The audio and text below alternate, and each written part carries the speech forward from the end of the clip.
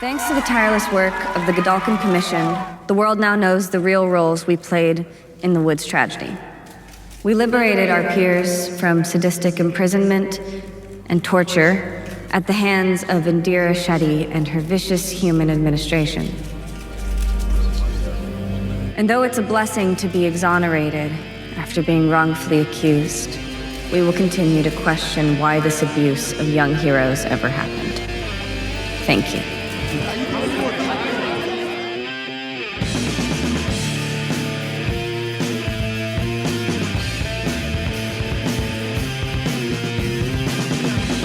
Hey, panelists, welcome back to the show. I'm Mark. And I'm Steve. And this is going to be a spoiler-full podcast about Gen V Season 2, Episodes 1 and 2. And yeah, we're a little bit late to the game, everybody. The show has ended. It started in September, ended in October-ish, like towards the end of September. But now they can all binge watch it and then they can laugh at us. Yeah, as we slowly rewatch it ourselves. You know, they can laugh at our theories and our mistakes and what we get wrong, and they'll be like, well, we know where this is going, but you don't. So, yeah. But the thing is, it's like we knew that there was a lot of stuff coming out content wise. Yeah, and we did big. Yeah, and we know our friends out there in TV podcast industries, other podcasts that are out there that are covering it, have done it due diligence. Actually, I think Derek and John actually finished up not too recently with Gen V with their coverage. Yeah, I think so. Too. I think they were a little behind on it as well. But they just finished their Marvel Zombies coverage, or they just recently finished their Marvel Zombies coverage. Yes, they did. So it was a was little behind on that one. They were doing it episodically, though. You and I just did it cumulatively as like a whole movie. Yeah. So I thought that was better in our sense of giving you a whole just desserts of that. With this, we're going to do it 2 episodes at a time. So we're giving you episodes 1 and 2. The first episode entitled, New Year, New You, and episode 2 entitled Justice Never Forgets. So if you want, Steve, we could go through this episodically, or we could go through it and you could give both synopses at the same time. Yeah, let's do. My notes are kind of separated, but I'm sure we'll pepper in things for both. But we'll do them. Let's do them one at a time, just to kind of keep it straight. We may jump around a little bit, but so the synopsis for New Year, New You is: welcome to a new year at God U. Check out all the super security upgrades around campus. Hear from our new fearless leader, Dean Cipher, during a special welcome assembly. Reunite with your old friends in our brand new Victoria Newman Student Union and make new friends through our revitalized, robust Greek life. This year will be way better than last year, and we can't wait. How was that? That was my announcer voice. Yeah, there you go. It works. I have to make a comment before we start. Yeah.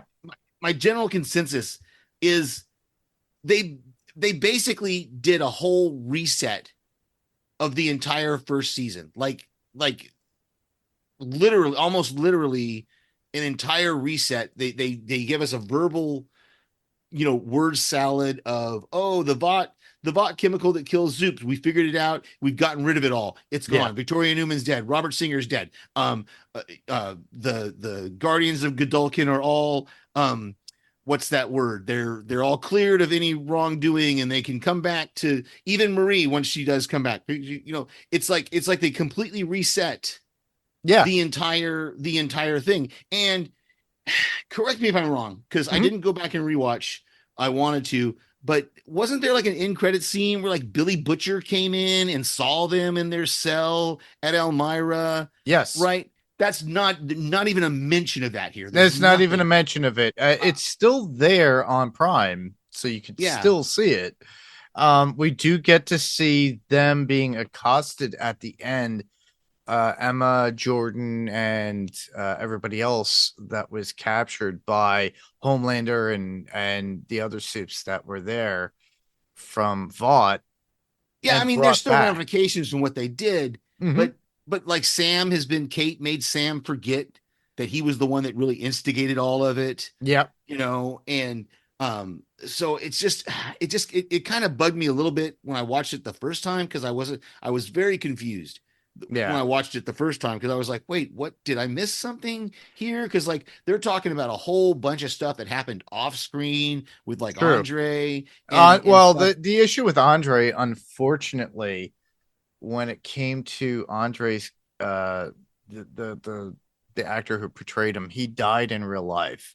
So Oh, they okay. See, I had wasn't to, aware of that. So yeah, they had to do yeah, something off screen to, yeah. okay, okay. I forgot about that. I'm forgetting his name, and it's really sad that I am, but I will look for that. And the Yeah, thing I'm sorry. is, I was not aware of that. So that makes sense of why they had to do all that off screen stuff. yeah, it Um, was so sad for the fact that the actor himself had passed away, right. Okay. and it was just like, whoa, how are they gonna fix this? Because the last time we saw him was at the end credit scene in the hospital with both Emma and Jordan Yeah, where they and well, they were in the cells where they said no windows, no doors, Marie. and then Billy Butcher comes in, and that's it. Like I said, there's no mention of that Correct. of Butcher, you know. Yeah, So it kind it of was bothered me a Chance little bit. Perdomo who Okay, actually played that. And okay, as I recall, if I look for it as you're speaking, but the thing is Chance was such a big part of the original first season. They had to do some editing and okay, to okay, make it work. okay. I can eh, forgive a little bit then of them resetting, kind of yeah, resetting things. Um, yeah, he died of a from injuries sustaining from a motorcycle accident in upstate okay. New York, not too far Mm, from me, probably. wow. And Okay. the family has stated is he was the only person that survived involved in the crash. He was the only person involved in the crash. His death was announced by his family and shocked, his Gen V and chilling adventures of Sabrina co-stars and producers. So that led to Mm, the restructure and rewriting of this. But okay. also, if you watch the episodes as they start from the very beginning to, well, we only saw the first two at this point. I only did a rewatch of the first two because that's as far as I got in Yeah, everybody. that's all I've watched. So But the the actor who portrays his father in the show, it he was very very good at it because he does so much. That would be Professor Polarity. yeah, Uh, and he's going to play a big part in the season, is what it looks like from the first yeah, couple Sean episodes. Patrick So Thomas takes the heat of everything, but also fueling the fire of that particular character, his son, who yeah, has yeah, passed away due to VOT at this point. But the last time we actually did physically see him was in that last episode. yeah. And Okay. it's sad not to have Chance there. And I thought he was a solid character and actor.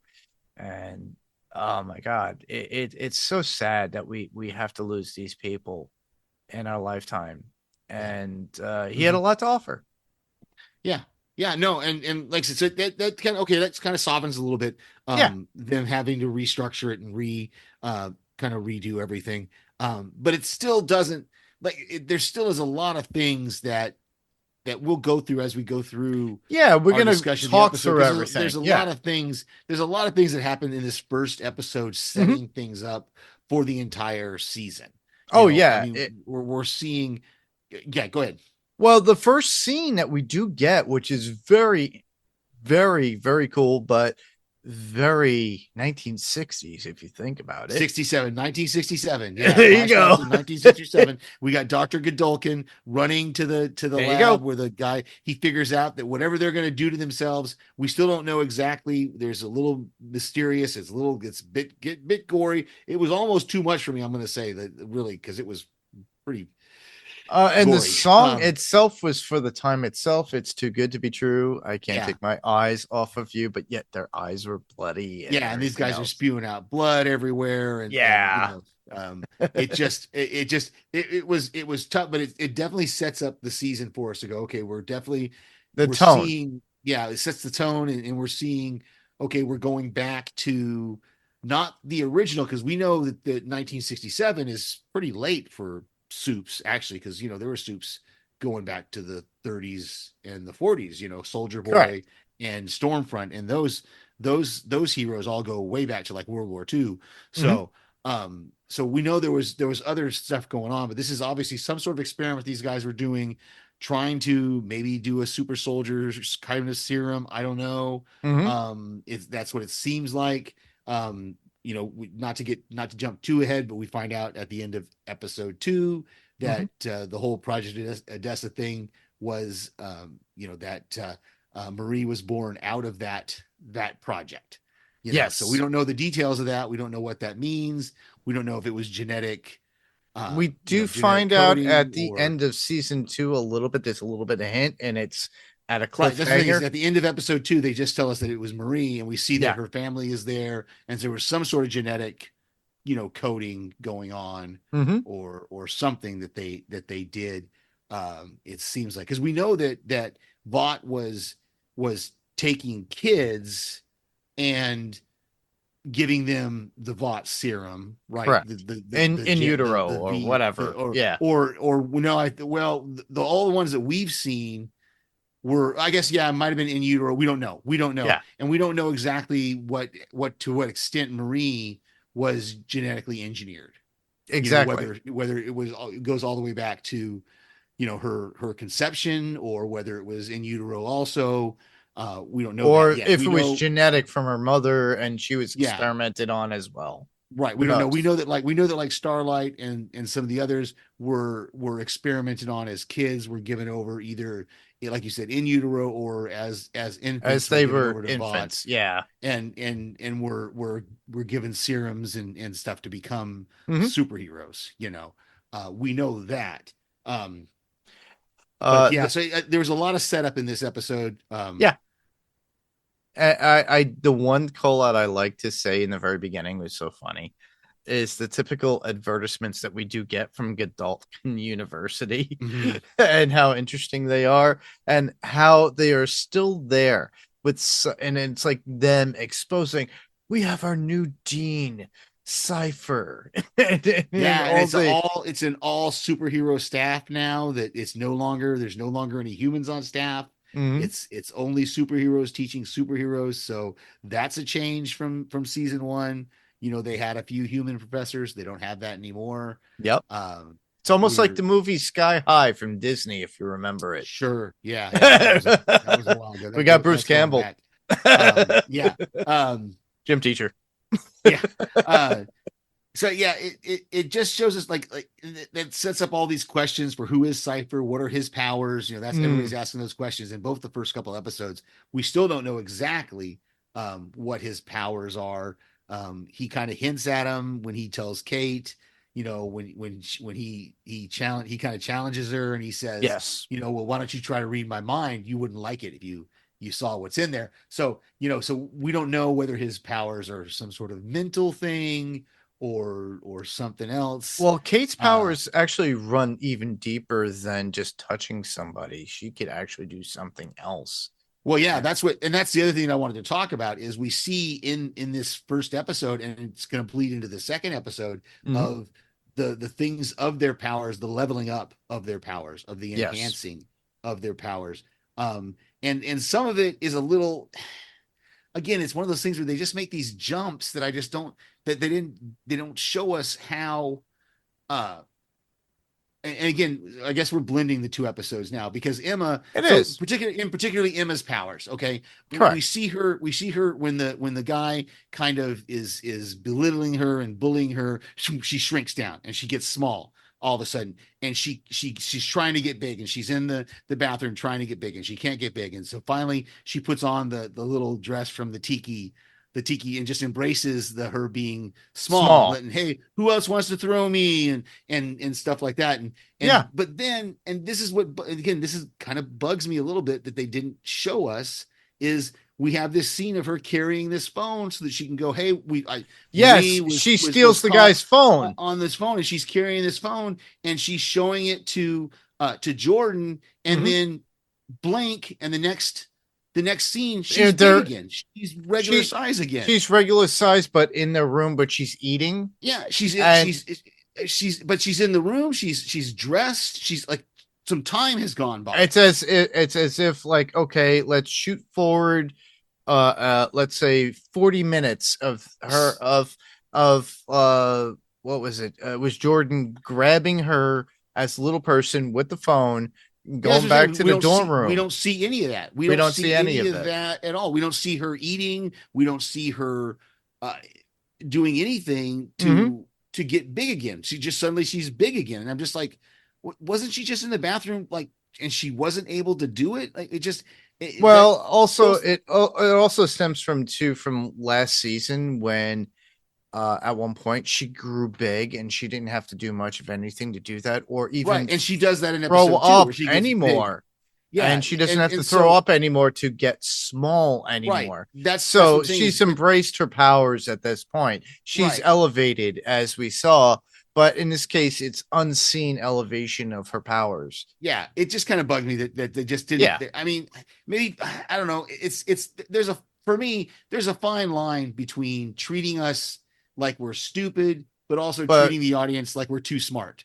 Like, and give us a little more continuity, a little bit. Exactly. Continuity. I want some continuity to understand what's going on.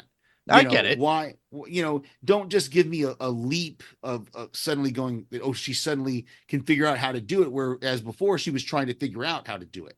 Yeah. She knew she was doing it instinctively, but she couldn't figure out how to do it on consciously. Command. Yeah. Or on command. Consciously on command. And so the same thing happens in episode 2 when she gets small again from being big. We don't see that transition. We don't see how did she get back from, she gets all excited with it. I got big without having to eat anything.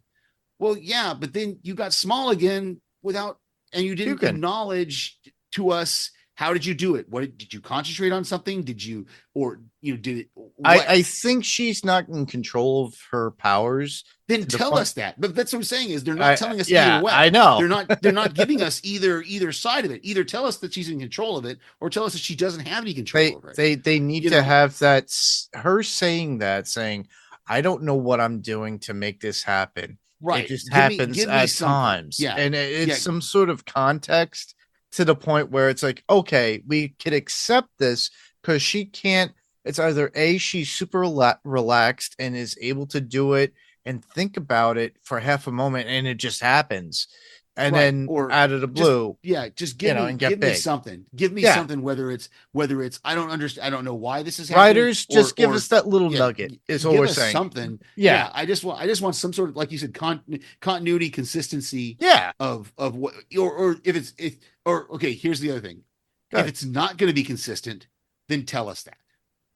If it's going to be consistent, then make it consistent and tell us it's going to be consistent. Do a little like comic book subtext at the bottom right-hand corner of our screen. Just give me state it. Yeah, give me something to understand what this transition is and where, because the same with Marie. We saw Marie use her blood powers in the first episode. She has to cut herself in order to fight off those guys. But she's always had to cut herself at certain points, or use blood. But then at the end of the first season, she started to discover that she didn't have to.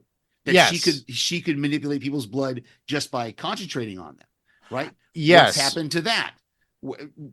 It's kind of like you said. It's almost a reset. Yeah.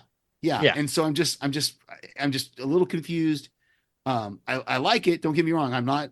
Or is this a way to trap, like, get people involved who didn't watch season 1? Exactly. That's what I'm thinking. Enthralled into it. Part of me is thinking that this whole reset is it's trying to get people involved who didn't watch season 1, or even watch The Boys, or that didn't watch The Boys. But also it's giving enough to those of us who did watch those shows. Yeah. To keep us enthralled, like the fact that Starlight showed up. I did not expect Starlight. I didn't know she was going to show up out of the blue. The same, or even the Deep. Yeah, and his cameo in the second episode. I wonder if this is going to be a consistent thing to where every episode we're going to get a different member of the 7 of the Vought. Doing a brief cameo. I think Homelander's on the way too at certain points. I would think they're hitting at it. Yeah, they're hitting at Homelander, but I'm not sure what his status. I don't know. That's I'd have to go back and rewatch The Boys because I can't remember how that ended. But it just I'm just well, it was like I the said, end of Gen V. We saw Homelander show up. right. Remember? We saw him show up and yeah, and that's right. And there's still people who and like Starlight's still on the run to where Mm-hmm. everybody thinks that her followers are a bunch of pedophiles and everybody believes that Homelander is the Yeah. great hero again. Okay, that's right. Okay. So that's where we're at. Where we're at now is Homelander is back being the big hero again. Mm-hmm. And Starlight is the villain in the eyes of the people. We know it's different. We know it's not that way. Yeah, But I know that. so yeah, so I again a lot of things were setting up in this first episode to where it's enough to keep me watching. I'm not turning away from it, obviously. Mm-hmm. We're gonna keep following it, but it just a lot of this first episode was set up. Even the very end, the kind of cliffhanger ending we get where Kate attacks or Jordan attacks Kate there at the end. Yes. And Marie goes to start to help her and Jordan says, stop, you can't touch her because if you touch her, she'll be able to possess you or be able to control your mind. And so they just have to sit there and watch her. And if you watch the previews for the season at the end of the first episode, and which happens in the very first scene of of episode 2 anyway, so it's not a big spoiler or anything. Kate is not dead, she's in the hospital, she's alive, and obviously spoilers.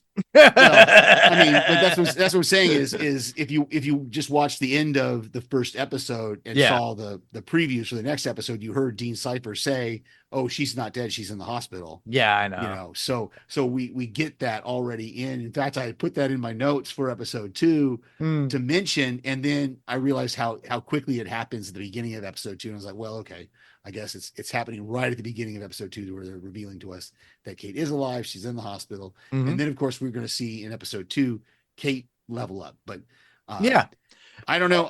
That's all I've got really for episode 1. So whatever you got for episode 1 before we move on. I loved it for the original crew, Emma, Jordan, and stating in front of the press as they were persuaded to state about Shetty and her vicious administration to do what they did. So it was literally them being convinced. It was like, here, drink the Kool-Aid, be within God you, and be our focus group of our wonderful heroes of the school. Yeah, and I liked seeing the difference between Emma, the way Emma kind of took it to where, okay, I'm saying this, but obviously I'm not believing it.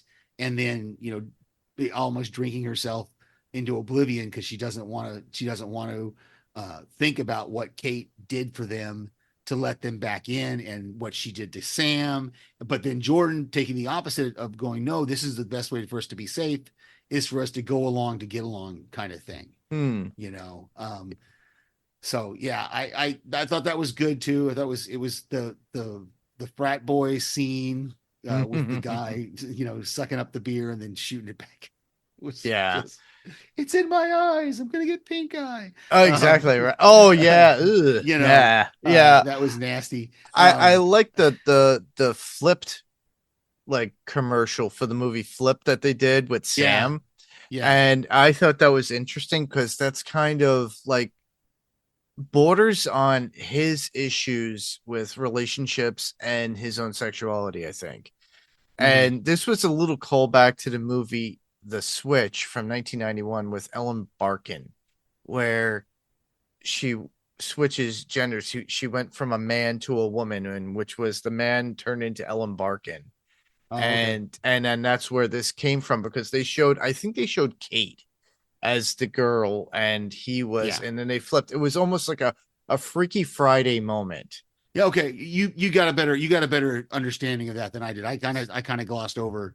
I caught that right away. It was like one of those little off things, but I think this is more in where they're going to figure out where Sam's development is as a person and his own sexuality, but also of his own person, of who he really is as a person, right and wrong, because he struggles with the idea of what's right and Right. what's wrong. Well, and what's he going to do now that he doesn't have Kate's influence of changing his memories, As well. so And making then him on top forget. of that, he So doesn't have Emma anymore. And they have this striking glance across from one another during the cafeteria scene at one point, I think in episode 2.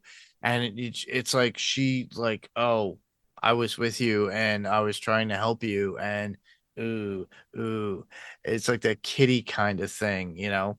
Um, and then we got Marie and her counter at the supermarket getting that Maeve bar from that one guy who they wind up pinning on her that she killed him, which was no, they oh no, it was somebody else. they yeah no they pin the attack on Kate on him Correct.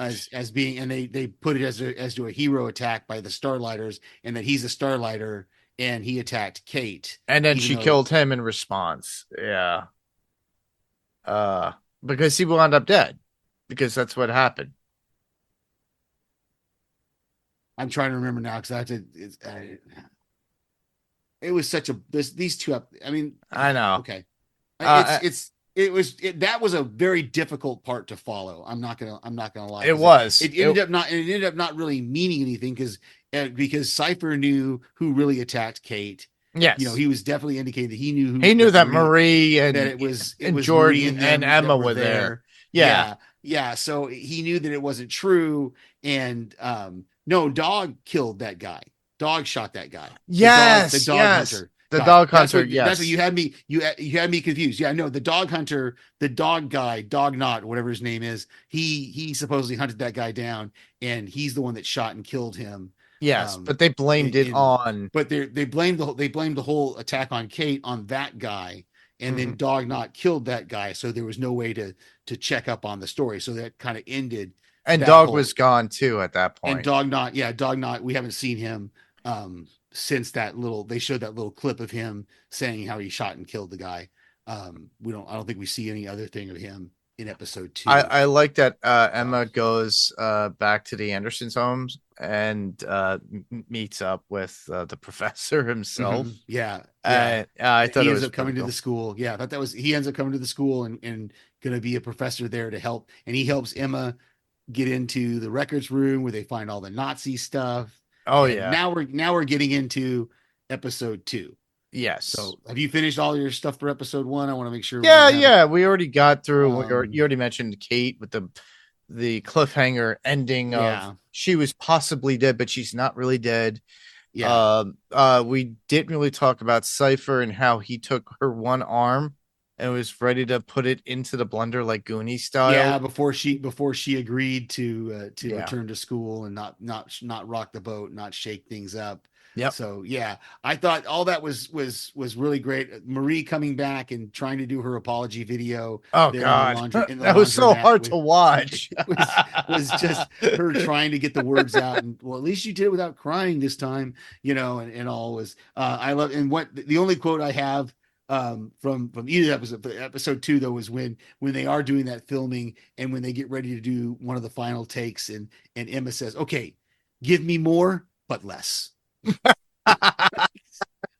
But yet she's in a class about social media by somebody else too. Yeah. And it's the talk by about the firecracker woman. What's her name? Yeah, firecracker. What's her name? Firecracker. I forgot her name. I have it written here somewhere. The right wing woman to Homelander's.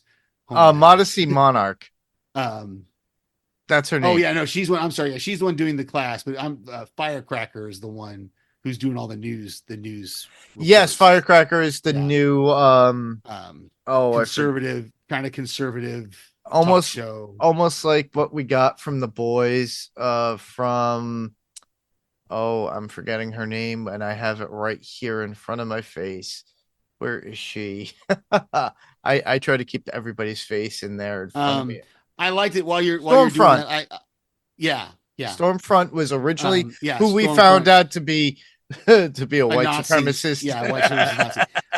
Yeah, I liked it. I liked that Cypher admitted that he was in Elmira. Yeah. To Marie. He said, okay, I know you saw me there. I saw you there. So let's just not like, I like this character of Cypher in that on one hand, he's very cut to the chase, but he's also very mysterious at the same time. Yeah. Like He's like right in your face. He'll tell you a blatant truth and right to your face and saying, yeah, I'm going to kill you. And then he's very mysterious about his own tactics at times. Yeah. Yeah. And then he's very clear about you're not here to be students, you're here to be soldiers. We're that whole Professor X danger room scenario that he does with them. That was wild. That fight with the guy with the hammer. Yep. It was like Thor on acid, and he just takes out. She goes, he broke his spine, and blah, blah, blah. It's like, yeah, well, you got the buzzer, didn't you? And Cypher's like, yeah, but he'll heal. And he's like all mangled. Yeah, he'll be fine, maybe. But Cypher's take on it is he's either going to be fine or he's not. And then we'll move on to somebody else. You're the ones who are here because I chose you to be here, but you're also the only ones that are strong enough to be here right now. Exactly. It's kind of his thing. He said, but once somebody else gets strong enough, then they'll move up into this class and that the whole hero, what do you call it? Hero optimization class. Yes. Was what I have it in my notes. Here. It's literally him training them to be killers. Yeah, honestly, exactly. That's what it is. Not to be heroes, everybody. I thought when Emma, and I didn't even realize that she had been smoking weed before.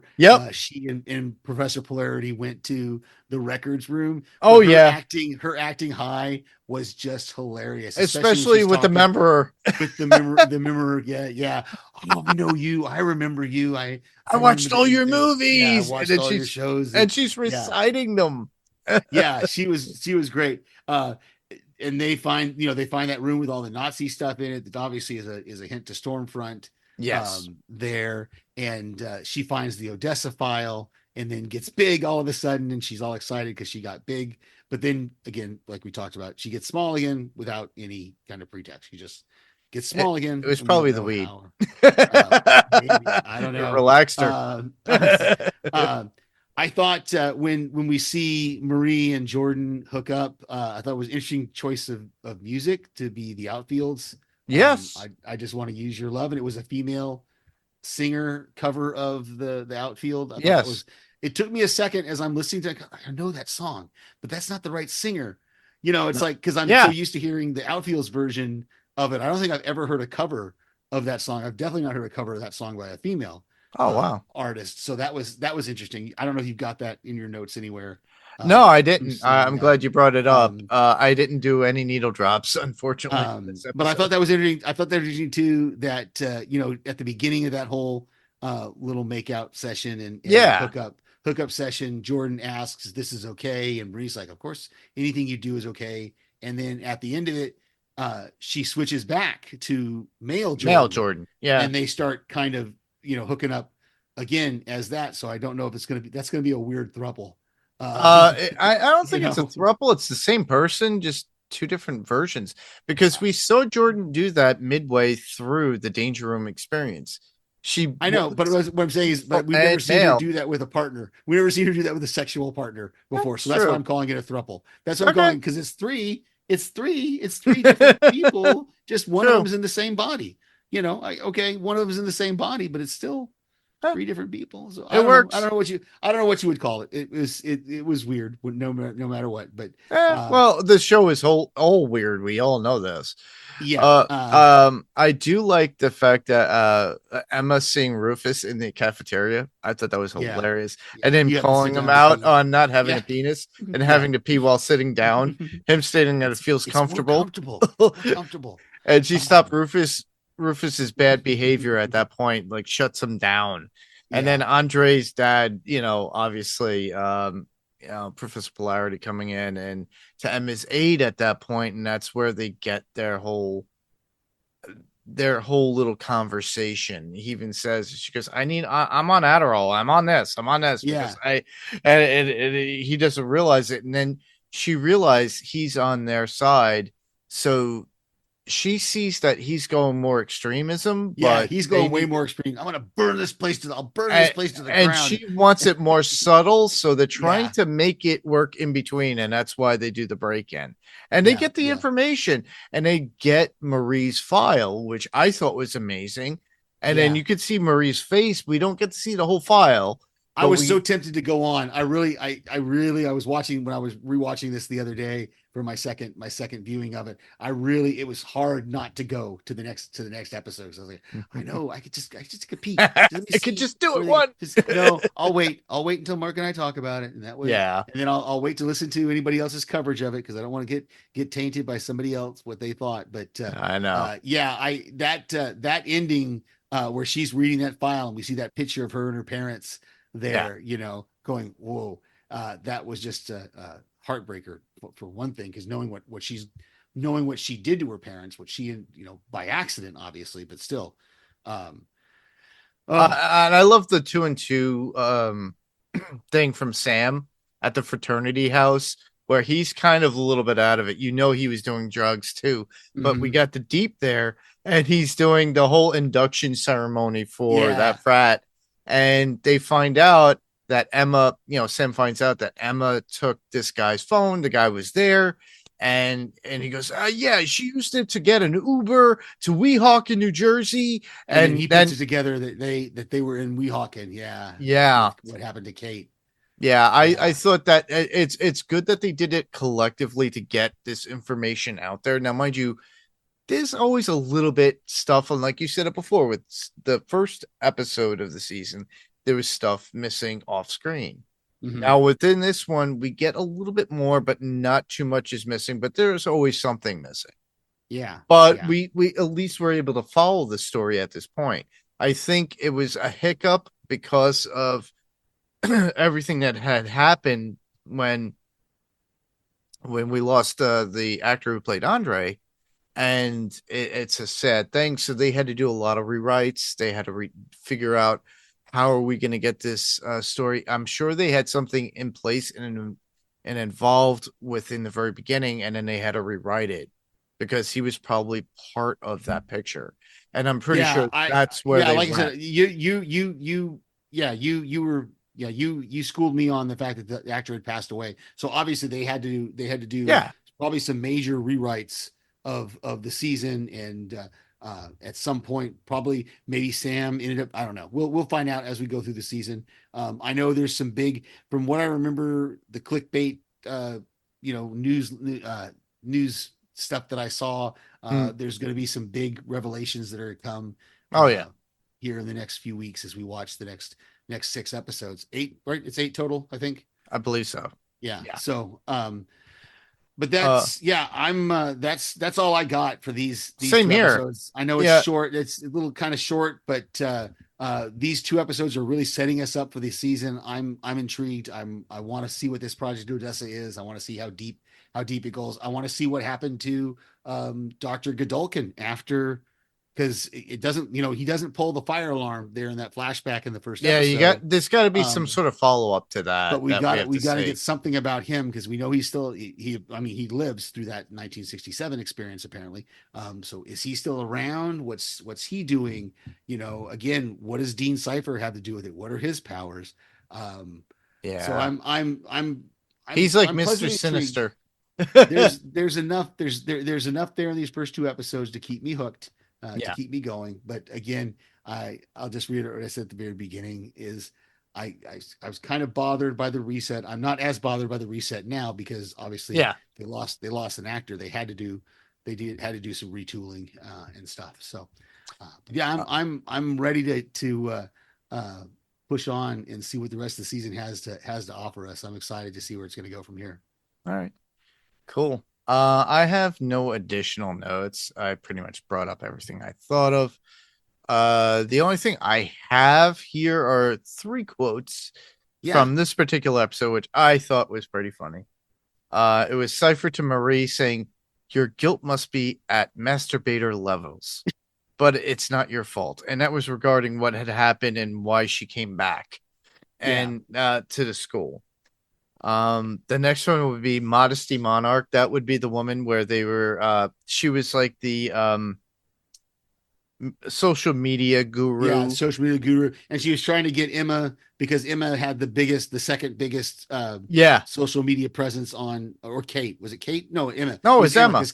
Because Kate's in the hospital. That's right. We didn't talk about that. Kate possessing the nurse and going on from there. So Kate leveling up in her powers. So go ahead, Modesty Monarch. Modesty Monarch saying to Emma, saying no, to the class, saying, well, my new book and my web series is going to be called Super in the Streets but Obedient in the Sheets.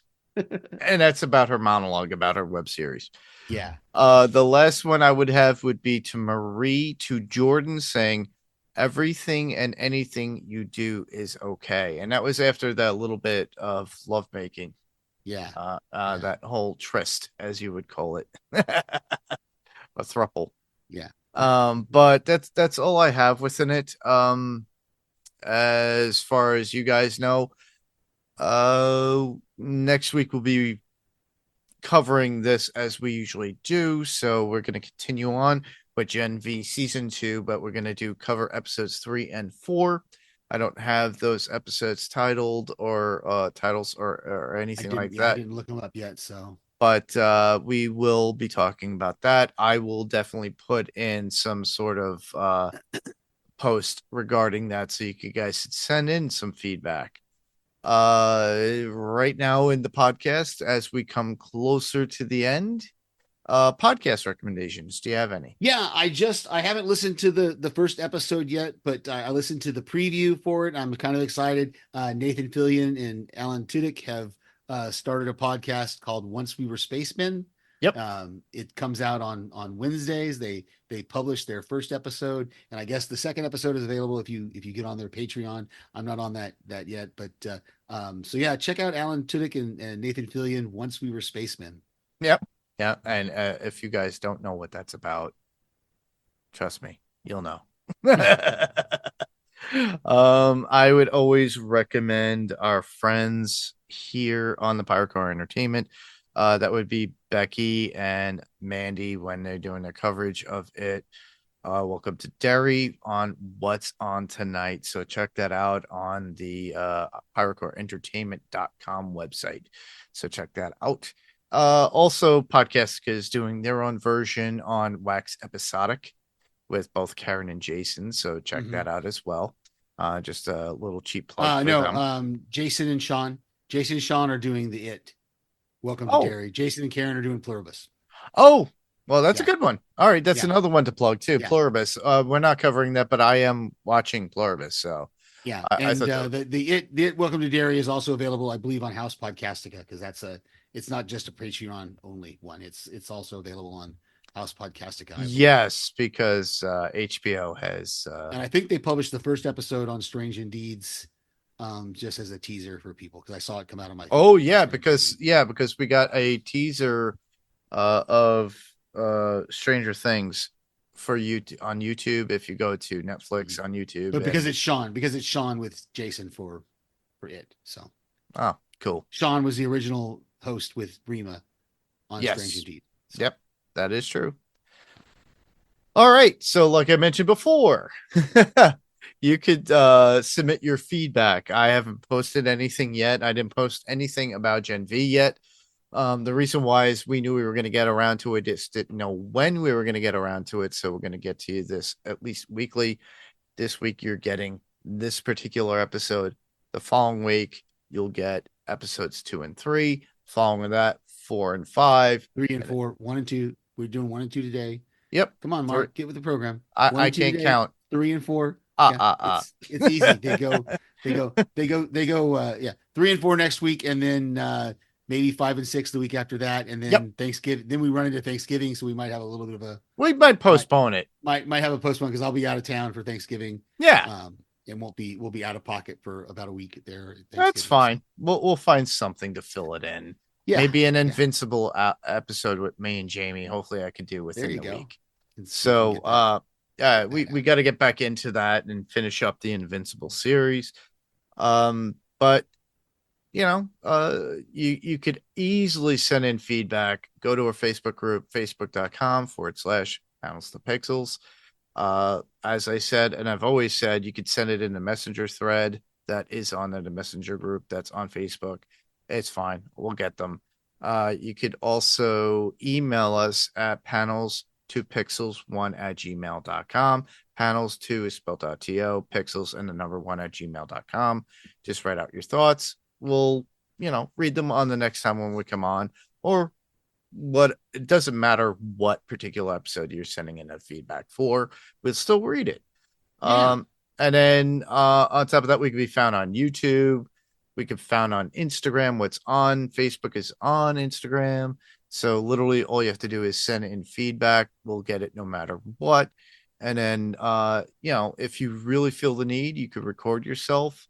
We all have these cool nifty devices that we could record ourselves, and then you send it as an attachment in an email and we can play it. It's as if you're being on the podcast yourself. We more than welcome it. And as always, just go to the PyrocoreEntertainment.com website and follow all the links if you can't find them all. I already explained them where they are, but if you go to PyrocoreEntertainment.com, give us a like and a love and just follow us. Save it as a favorite. Go there, visit all the other episodes and podcasts that we do. And this leads into where else you could hear us. So I could be found on Adrenaline Cinema Podcast as always, as well as here, and the Pyrocore Entertainment Podcast. So not only do we have What's On Tonight podcast and Dinner for Her, you have the Pyrocore Music Podcast, which will be coming back soon. But you can find all the links there. All you have to do is go to that one website and you're done. And you can just follow us and then just send your thoughts. Steve could be found on Adrenaline Cinema Podcast as well. He's done a bunch. Yeah. He's done a bunch. Yeah, you did a bunch of podcasts with me there as well. You could also hear all the other stuff, older podcasts from Fantasy Picks Movie Edition and stuff like that. There you go. And Steve, and obviously I can be here right here on Panels to Pixels podcast. And of course, as I've stated before, my voice will pop up occasionally on other podcasts. I just guest hosted with Jason for a episode of the rewatch of The Walking Dead, season 5, episode 4, self-help. I think 4 or 5 episode, which episode it was. Self-help. I guest hosted on that one with Jason. My voice can be heard sending voicemails into various other podcasts, and occasionally I'll pop up somewhere here or there. You never know. All right. And like I said before, you could hear us next week as we are covering Gen V episodes 3 and 4 of season 2. So with that, I just want to thank everyone for listening. I'm Mark. And I'm Steve. And same podcast, different panel, different pixel.